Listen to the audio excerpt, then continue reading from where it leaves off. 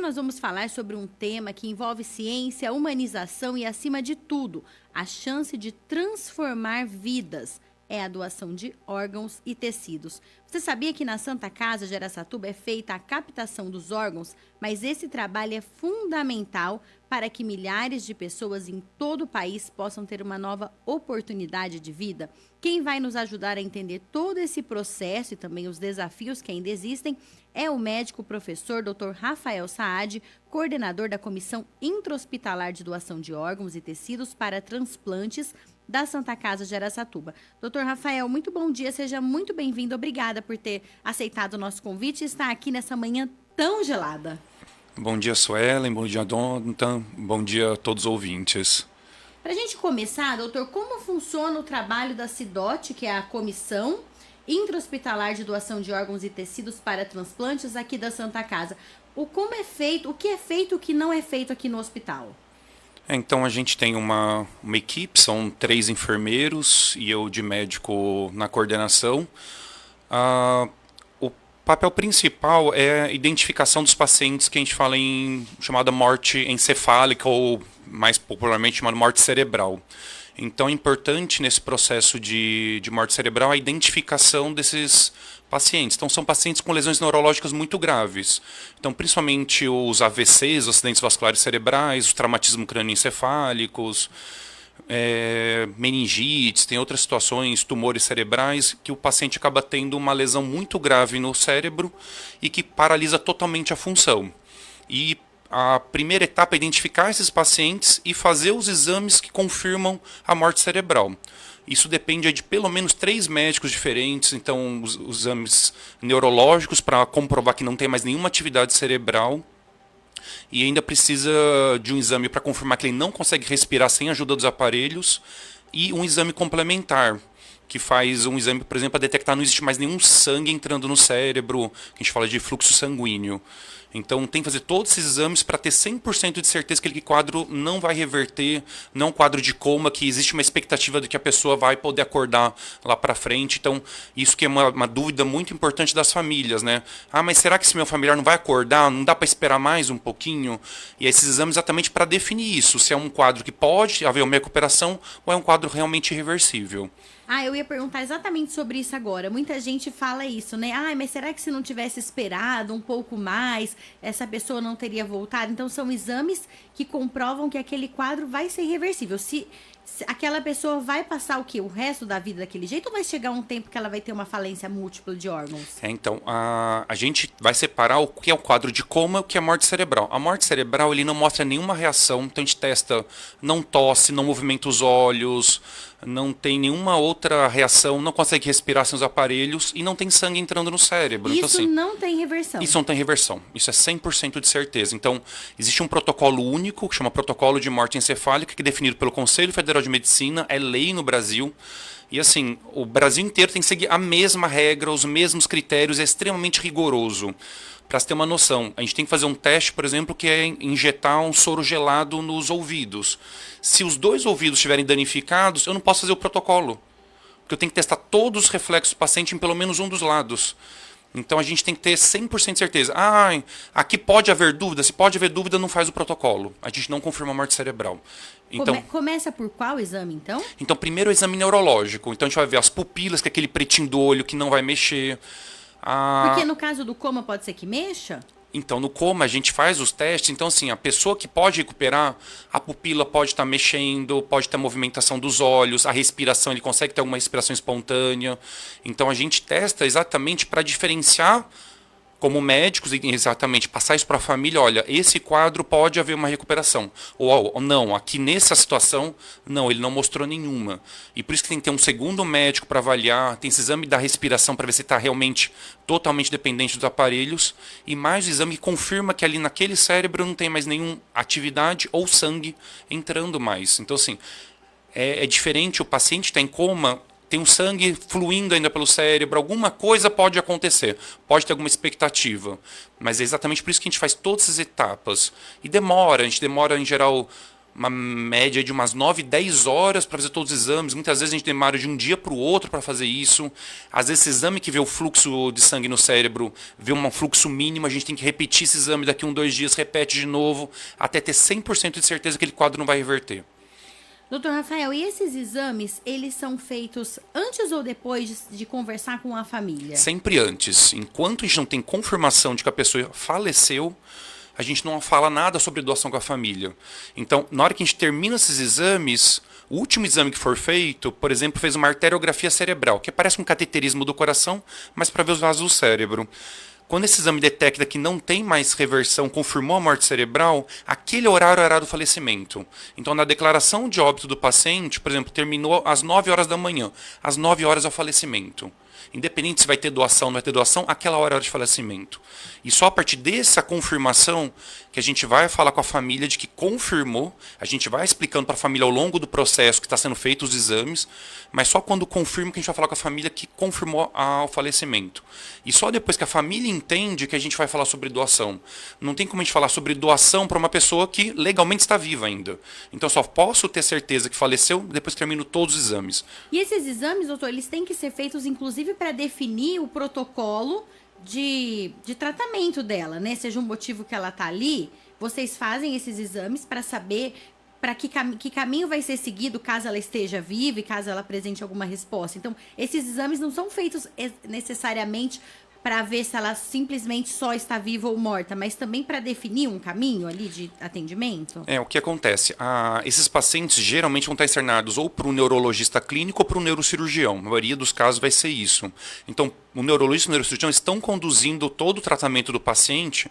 Quando eles fazem essa suspeita, aí que eles comunicam a nossa equipe, para a gente entrar e fazer esses exames para confirmação. Mas, em geral, quando a gente é chamado, ali a maioria dos tratamentos que eram possíveis já foram esgotados. E ali, então o próprio neurologista que acompanha aquele paciente... Que ele vai dar, em geral, o primeiro ali orientação nossa para iniciar os exames. Então ele já faz uma avaliação, ele é um médico também capacitado para essa avaliação. Ele fala, olha, aqui a suspeita já é de que evolui para um quadro de morte cerebral e não mais um coma. E a partir dali a gente vai efetivar todos esses exames que são obrigatórios para confirmação. E aí, confirmado isso, como você disse, tem o horário ali do falecimento, vocês comunicam a família. Nesse momento em que foi constatado o falecimento, existe alguma opção de falar assim, não, eu quero que o meu familiar... Não tem como continuar ali, né? Então, o que acontece? Quando a gente fala para a família que faleceu e a pergunta em seguida da família é, mas então ele pode melhorar? Ou, ele pode ficar ligado aos aparelhos? Se a família pergunta isso, a família não entendeu. Então a gente tem que... Esse é um trabalho da comissão, dessa CIDOT, a Comissão Intra-Hospitalar de Doação de Órgãos e Tecidos para Transplantes. Se a família pergunta, mas ele pode melhorar ainda, a família não entendeu ainda. Ou se ele pode continuar ligado aos aparelhos. aparelhos. Então, se a pessoa está perguntando isso, é porque ela não entendeu ainda que ali não é mais aquele familiar que está vivo. Ali são os aparelhos mantendo um corpo. Mantendo os órgãos dele. Só ali. Então, são as máquinas, e ali, frequentemente, além daquele ventilador que mantém a respiração, a gente tem um catéter colocado dentro do coração do paciente, injetando drogas como noradrenalina, vasopressina, que são remédios que vão manter o batimento cardíaco. Então, a família tem que entender que ali são as máquinas que estão mantendo o corpo. Se eu tirar aqueles aparelhos, imediatamente o coração e o pulmão param de respirar e bater. Né? Então, é esse entendimento que é muito difícil. Então, enquanto a família não passa para essa etapa de negação do que aconteceu, não tem como falar sobre doação ali. Então, esse esclarecimento uma das coisas mais difíceis. E é isso que a gente vê hoje no Brasil, uma taxa de recusa de 46%. No Brasil, quase metade das famílias, quando vão ser abordadas, olha, vai doar os órgãos, metade fala não. Boa parte desses que falam não, talvez não tenha entendido tudo o que aconteceu, os processos feitos. Então tem que ter esse treinamento. A gente que participa da comissão, a gente faz treinamentos quase que anuais sobre comunicação de más notícias. Então existe essa necessidade de um treinamento para poder abordar a família e explicar. Que é um momento muito delicado, né? É muito delicado. Então, a gente tem que entender o momento da família, tem que ter o tempo para eles absorverem aquela informação. E muitas vezes quando a gente vai conversar com a família, a gente pede para ir em vários familiares. Então, às vezes, vem irmãos, vem pai, vem filhos. Então, assim, a gente vai conversando e explicando a situação. Às vezes um entendeu, às vezes outro não entendeu. Então, a gente tem que, às vezes, igualar ali o entendimento de todo mundo antes de chegar a esse assunto sobre a doação. Porque quando vocês comunicam que a pessoa faleceu, é porque aqueles equipamentos que mantêm a pessoa viva, eles vão ter que ser desligados. Mesmo que a pessoa fale, não, eu quero que mantenha ligado, eu não quero doar o órgão, não tem o que fazer ali, né? A partir do momento em que o óbito foi declarado. Então, a partir do momento que o óbito foi declarado, então isso também é definido por legislação no Conselho Federal de Medicina.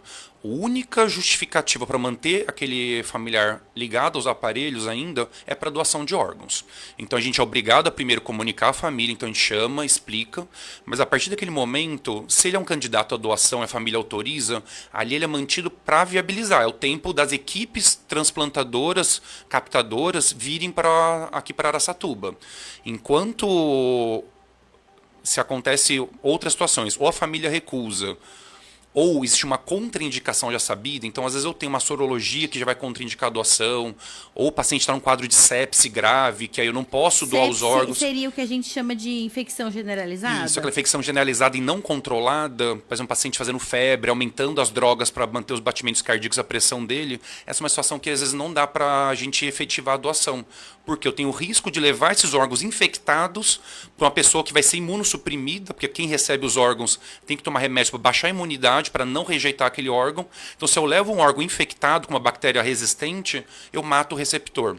Então, existem algumas situações, então nem toda a família vai ser abordada sobre doação. Então, se a gente avalia que aquele candidato ali, aquele pessoa que faleceu de morte cerebral, eu já vejo que ele não tem condições. Por exemplo, a gente teve muitas contraindicações esse ano. A contraindicação mais comum foi um portador de tumor cerebral agressivo. Então, se ele tem um tumor cerebral agressivo que pode dar metástase para órgãos, como que eu vou transplantar um fígado, um rim que pode estar levando um tumor para o receptor? Então, essa é uma situação que eu não posso. Então, a gente avisa a família, olha, confirmou, a família até pergunta, mas doutor, eu gostaria de doar os órgãos. Olha, infelizmente, nesse caso não dá. Então, às vezes, não depende, às vezes, só da família também querer doar. Depende também da situação. Ah, tem casos em que a família pergunta, né? Se Sim. ela pode. Então, a família, esse ano mesmo a gente teve a situação que a família vai perguntar, olha, a gente gostaria de doar os órgãos. Fala, olha, infelizmente, por causa do tumor cerebral, por exemplo, a gente não vai poder doar. Esse tumor pode dar metástase para os órgãos. Então, nessa situação, a gente não vai poder fazer a doação. Então, a família fica às vezes, até chateada de não poder estar ajudando. Às vezes era um desejo daquela pessoa antes de falecer que ela queria ser um doador. Mas, de novo, isso vai ser avaliado. Então, essa perda, a gente tem, primeira etapa é a notificação, a gente saber que existe uma pessoa que pode estar em morte cerebral.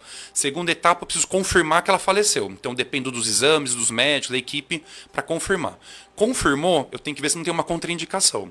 Não teve contraindicação, tem que ver se a família autoriza. A família autorizou, aí vai para doação. Então, nesse processo todo, a gente perde muitos potenciais doadores. Mas hoje em dia, talvez o maior gargalo que a gente tem é a recusa. E a recusa aqui em Araçatuba, o índice é menor do que esse nacional, menor, metade, né? Então a gente está girando em torno aí a gente implantou essa comissão em 2015, então nesses anos a gente tem aí uma recusa na taxa de 23%, quer dizer, metade da taxa nacional. Em parte é desse processo todo de ir explicando, comunicando a família em todo o processo para ter o entendimento.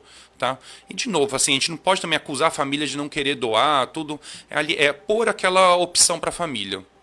Entendi. Dessas famílias que recusam, assim, metade é porque a pessoa em vida falou que não queria. E a outra parte, muitas vezes, é exatamente o contrário. É a família não ter aquela facilidade que muitas vezes tem, e aí facilita muito a doação, de que a pessoa em vida falou, olha, quando eu morrer pode levar tudo, pode ajudar as pessoas. Isso para a família que está ali sendo entrevistada ajuda muito. Eu falo, não, ele em vida falou que ele queria doar. E não existe doação sem autorização de um familiar de primeiro ou segundo grau. Eu ia perguntar isso agora. Eu não posso deixar um documento por escrito, colocar no meu RG ou qualquer outra coisa, deixar no meu testamento, registrar no cartório. Depois que eu morrer, nada disso é válido, né? Isso pode auxiliar, mas é obrigatória a doação por um familiar de primeiro e segundo grau. Eles que precisam autorizar. Eles precisam autorizar. Então, se eles não assinarem, eu autorizo, Você pode ter deixado escrito em cartório registrado não há doação. Então, depende do familiar autorizar a doação. Então, não, mesmo que deixe tudo isso, então, se você quer fazer uma doação de órgãos no futuro, tudo, ser um candidato à doação, o mais importante é fale para sua família. Eu sou um doador. Se acontecer alguma coisa comigo, pode doar, pode estar ajudando as outras pessoas. É isso que vai ser mais útil, mais vai facilitar. Porque a família não vai ficar na dúvida Não na vai ficar na hora, dúvida. né? Ele fala assim, olha, eu estou seguindo o desejo dele. Ele falou que ele era um doador. Eu quero ajudar. Doutor, e o Jonathan mandou uma pergunta aqui, ó. Uma família que aceita a doação dos órgãos e depois da captação, ela pode mudar de ideia?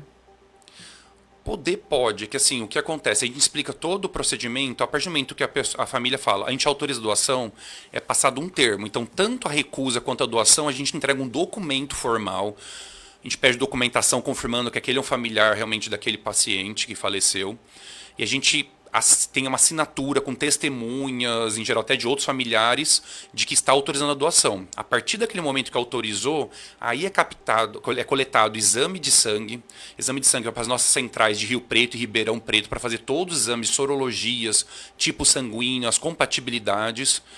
Aí vão ser avisadas as equipes, então o sistema de transplantes ele é único, então independente se a pessoa está em convênio, SUS, é a mesma lista única de receptores. Então, aconteceu aqui uma doação, vai coletar o exame de sangue, ver o tipo sanguíneo, se não tem nenhuma contraindicação, alguma sorologia, por exemplo, HIV, hepatites, tudo, vai ver.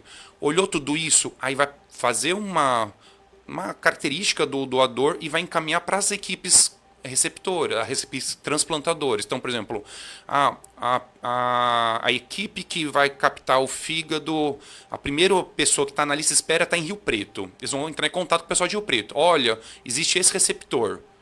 Pode, não, o meu receptor nesse momento ele não está bem. Pode passar para a segunda pessoa. A segunda é São José dos Campos. São José dos Campos, olha, tem agora aqui o receptor. Não, o meu tá bem, o receptor ele consegue receber o transplante agora, eu vou captar. E aí tem deslocamento da equipe para cá. Isso vem para o coração, para o pulmão, para cada órgão vem uma equipe. O rim, que geralmente a própria equipe que faz a captação do fígado, pode extrair os rins também. Ou vem uma equipe só para isso.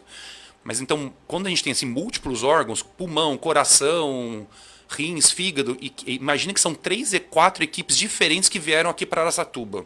E às vezes vem uma equipe de cada avião para vir para cá quando é a distância maior. Nossa, doutor, então é toda uma logística, né? A logística é enorme, a gente sempre conta com a ajuda da polícia civil ou militar, até a Até guarda da municipal, né? para ajudar nesses transportes quando a gente envolve o aeroporto. Existem situações que existe o transporte aéreo da Força Aérea, existe um projeto Transplantar que tem empresários, principalmente do estado de São Paulo, que eles fornecem o avião quando eles não estão utilizando para fazer esse transporte, de trazer as equipes para cá. Então, toda essa logística... Esse é o projeto Transplantar? Esse é o projeto Transplantar. Então, o projeto Transplantar, eu não sei detalhes, porque eu não estou envolvido diretamente, mas são empresários que eles têm os próprios jatos particulares, eles não estão utilizando, e quando existe alguma doação, fala, olha, alguém pode estar cedendo, cede o avião, existe esse transporte das equipes para uma empresa ou um empresário que pode estar fornecendo isso. Porque a partir do momento em que é captado um órgão, ele tem um tempo ali para ser transplantado em outra pessoa, né? Geralmente, por exemplo, o coração, quanto tempo tem mais ou menos? O coração e o pulmão são os mais assim sensíveis. A gente está falando aí de 4 horas. Então, 4 horas é assim, da retirada do receptor aqui, do doador, perdão, para o receptor, muitas vezes lá em São Paulo. Então, o transporte rodoviário a gente já não consegue chegar a tempo. Então, precisa do avião obrigatoriamente. E o que acontece? Geralmente, quando faz a captação, deu certo aqui, já começa a cirurgia do receptor lá. Então, enquanto está se deslocando para lá, já começa a cirurgia de quem vai receber o órgão. Já vai preparando. Tempo, já vai preparando lá para dar esse tempo de 4 horas. Então, é uma corrida contra o tempo. O fígado já é um tempo um pouquinho maior de 12 horas e os rins que vai para 24, 36 horas. Então, o rim ele tem um tempo chamado de tempo de isquemia fria, porque ele fica conservado em uma solução de preservação e em volta coloca gelo ali dentro, aquelas caixas térmicas, que a gente vê as cenas aí quando vai as caixas sendo levadas. Então, existe esse tempo que a gente fala de 4 horas, 12 horas, é conservado uma temperatura resfriada para poder permitir a doação ainda. Os outros órgãos também vão resfriados? Todos. Mesmo a córnea, quando a gente tem a captação da córnea, a córnea ela tem que passar por uma solução de preservação e ela é resfriada. E E isso, a córnea, ela tem um tempo, depois que ela é preservada no banco de olhos, a gente tem um tempo aí de 14 dias para transplantar. Então a gente tem um tempo maior. Os ossos, por exemplo, quando tem doação de ossos, às vezes um paciente que teve uma fratura extensa precisa fazer um fragmento de osso para poder recicatrizar, parte odontológica, fratura de mandíbula, às vezes precisa de um fragmento de osso, os ossos ficam conservados por 5 anos. Nossa, e é comum fazer a captação de ossos? Ossos hoje em é dia? mais raro. A gente teve em toda a nossa trajetória de 10 anos 7 doadores de ossos. Mas os ossos captam vários ossos e, em geral, usa vários pequenos fragmentos para várias pessoas. Então, um doador de ossos vai ajudar às vezes 10, 20 pessoas aí. Ah, e o osso, ele é captado em qual situação? Por exemplo, se aconteceu agora um paciente com morte cerebral, vai ser feita uma captação, ele é doador. Quais são os órgãos que vocês decidem, ou tecidos, ou enfim, que vai ser captado ali? Então, primeiro, quem decide é a família, em primeiro lugar. Então, vamos supor, a família fala, eu não gostaria que doasse os ossos. A gente escreve, então, na folha de autorização está lá, olha, eu não autorizo doação de ossos. A gente já põe ali. Então, é um respeito da família.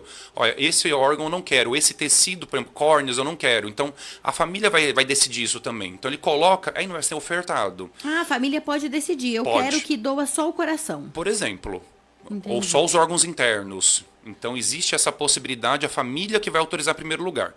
Em segundo, vai ver pela idade do doador, os exames dele, o que é possível estar doando.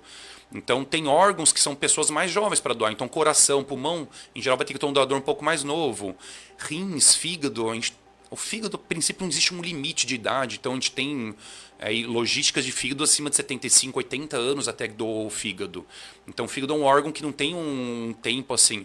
O rim, já, em geral, depois de 75 anos, já começa a ter uma disponibilidade mais restrita, porque vai perdendo a função do rim ao longo do tempo. Ah, então os pacientes idosos também podem fazer podem ser doadores. Então, essa é uma coisa que a família às vezes espanta, a familiar de 60, 70 anos. Ah, mas pode doar? Pode. Os rins, as córneas, então existem doações mesmo com uma idade um pouco mais avançada. Então, a gente imagina a doação só quando é criança, quando é adulto jovem, mas pessoas de 50, 60 anos podem doar.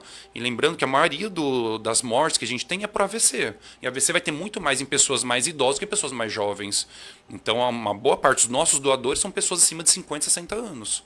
Doutor, tem uma pergunta aqui no Facebook. Coloca ali pra mim. A Raquel Quaresma, doutora Raquel Quaresma, médica, falou sobre o sinal de Lázaro, que muitas vezes confunde a família. O que é o sinal de Lázaro? Então, o que acontece? A gente, quando vai fazer o exame neurológico, a gente vai testar principalmente o que a gente chama de tronco cerebral. Para quem lembra um pouquinho lá da escola, tinha lá o cérebro, o bulbo, a ponte, o mesencéfalo, são nomes muito estranhos, mas é a região que controla todas as funções do corpo.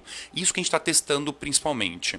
Se a gente pegar um martelinho de reflexo e bater ali no joelhinho de uma pessoa, o que vai ter? Bate o martelo, não mexe a perna. Aquele reflexo, a gente chama de reflexo patelar, que é na perna, por exemplo, ele não é o cérebro que está controlando aquilo. Aquele reflexo vai para a medula espinhal, que fica ali na coluna, e volta direto para a perna. O reflexo de Lázaro é um reflexo que a gente chama espinhal. Não é o cérebro que está fazendo movimentar, e sim o movimento da coluna, da espinha. Tá? Então essa medula espinhal, na morte cerebral, ela está funcionando. Então ali tem alguns neurônios ainda.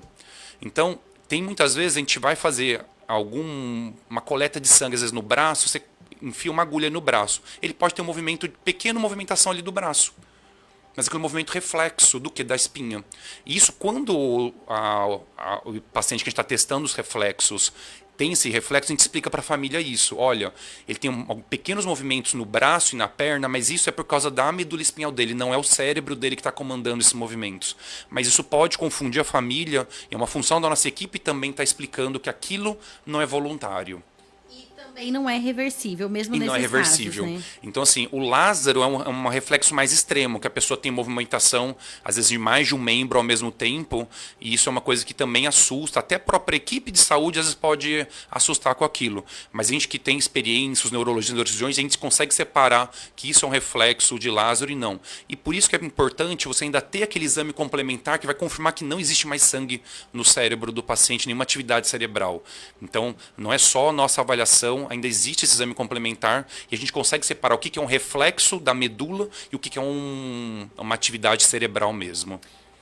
Doutora, a gente teve na semana passada a captação de órgãos de uma menina de 3 anos de idade, né? É algo que gerou bastante comoção e foi um ato muito delicado e muito importante da família, né? Nesse momento de dor, a gente sabe que qualquer perda é dolorosa, de uma criança é muito mais, né? Do ponto de vista tanto médico quanto emocional, esse é um processo mais delicado ainda? O processo em si do diagnóstico é o mesmo, vai seguir as mesmas regras, os mesmos tratamentos, mas ali é uma situação que é pela uma criança jovem, não era esperada, é sempre em geral uma coisa que a família não está esperada para aquela situação. Mas de novo, vai ser a mesma sentimento. Obviamente, se a criança não decidiu em vida se queria ser ou não doadora, ela não tem consciência para isso. E a gente acaba. Os pais que têm autorização para doar, então no menor de 18 anos é obrigatório o pai e a mãe autorizarem. Então, se um deles faleceu, a gente tem que anexar, em geral, até a declaração de óbito do pai ou da mãe. Então, a gente tem que ter toda essa documentação aí do pai e da mãe autorizando. E, em geral, a doação acaba acontecendo no sentido, muitas vezes, de eles entenderem que talvez vai ter lá na outra ponta um pai e uma mãe com o mesmo sofrimento de poder estar perdendo o próprio filho. A Madalena Celone até fez uma pergunta aqui. O coração, por exemplo, de uma criança, ele vai ser transplantado em qual perfil de paciente? Em outra criança. Então, assim, um órgão pequeno a gente não consegue pôr num paciente muito grande, principalmente o coração, porque ali você vai ter que juntar, lembra a aorta, aqueles grandes vasos que saem do coração, você vai ter que fazer a sutura. Então não tem como eu colocar um coração pequeno num... O próprio tórax, né? O próprio tórax não comporta o pulmão. Então, assim, quando a gente está falando de crianças com tamanho realmente reduzido, em geral menores de 10 anos, é criança para criança. Então a gente está ali falando de uma doação de uma criança para outra. E só para trazer alguns dados aí da Associação Brasileira de Transplante de Órgãos, até o final do ano passado, a gente tinha 1.273 crianças aguardando um órgão, um tecido no ano passado. Então, mais de 1.000 crianças aguardando um órgão. Coração, para ter uma noção, no ano passado eram 65 crianças que estavam aguardando um coração. Tá? Então, a gente fica aí muito comovido porque existe essa demanda mesmo em crianças. Adultos, a gente tem uma lista ainda maior ainda. 67.879 pessoas aguardando algum órgão. Doutor Rafael, você disse agora sobre, no caso de crianças, que o pai e a mãe devem assinar. No caso de pessoas adultas, qual é o familiar que pode assinar? E se tiver, por exemplo, a família não estiver num acordo, né? Estiver em desacordo ali, eu sou a favor, meu irmão não é, e aí quem prevalece a vontade de quem, por exemplo? Então, assim, a autorização deve vir, em primeiro lugar, um familiar de primeiro grau. O que é primeiro grau? Seria o pai, a mãe, ou um filho ou filha, ou um cônjuge. Esses são os primeiros graus. Segundo grau seria avô, neto, eventualmente irmão seria um segundo grau. Então a prioridade é para o primeiro grau. Mas quando existe discordância dentro da família, geralmente a gente não vai para doação. Porque a gente não está ali para criar um conflito familiar. A gente está ali para ajudar. Ajudar as pessoas e muitas vezes ajudar até a própria família que está doando. Em que sentido? Às vezes aquele ato da doação, muitas famílias depois voltam depois de algum tempo que ocorreu a doação, não vai tirar o sofrimento da família, mas às vezes traz um significado, entender que aquele momento pode estar ajudando alguém. Tem gente que até fala assim, eu imagino que está ali vivo ajudando outras pessoas, aquele meu ente querido. Então, às vezes, o ato da doação muitas vezes ajuda a família a passar um pouco melhor aquele período de luto. Tá? Não vai tirar o sofrimento, a gente explica isso para as famílias, mas isso ajuda um pouco talvez no processo de luto. E se você tem uma briga na família, precisa entender, a pessoa que não está concordando, qual que é o motivo? De novo, entra a gente ali. Não, porque eu não quero que ele sofra. Se a pessoa está falando que não quer que sofra, não entendeu talvez tão bem o processo da morte cerebral que foi diagnosticado. A gente tem que explicar que aquele processo não vai causar dor no doador, que ele já faleceu realmente. A doação não vai desconfigurar o corpo, o velório vai ser normal, não vai alterar nada na questão do velório. Então, tudo isso a gente tem que explicar para a família. Então, às vezes, a discordância, às vezes eu preciso explicar para aquele que não está concordando qual que é o motivo.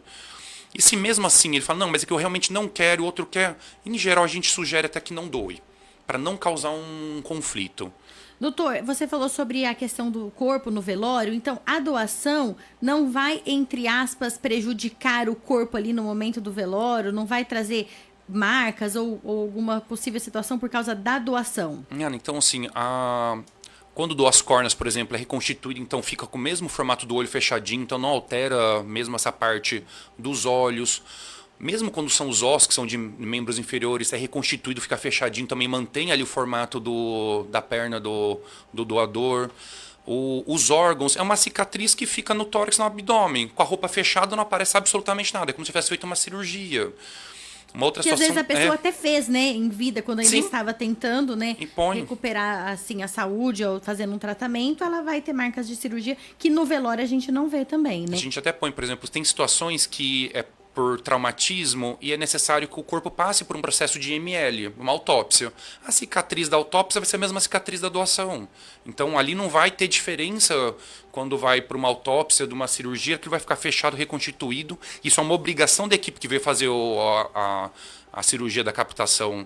Para fazer o transplante, eles são obrigados a reconstituir e manter o corpo como ele estava antes. E tem tratamentos mesmo de saúde que acabam modificando o corpo. O próprio AVC, muitas vezes a pessoa precisa raspar o cabelo, né, para fazer algum procedimento. Tem outros tratamentos, dependendo da medicação, que ela incha muito. Isso independe da questão da doação de órgão ou não, né? A doação não vai inchar mais, a gente não vai cortar cabelo, não vai mexer em nada externo. Então é uma cicatriz que fica coberta pela roupa e não atrapalha em nada o velório. O velório segue da mesma forma que uma pessoa que não foi autorizada a doação.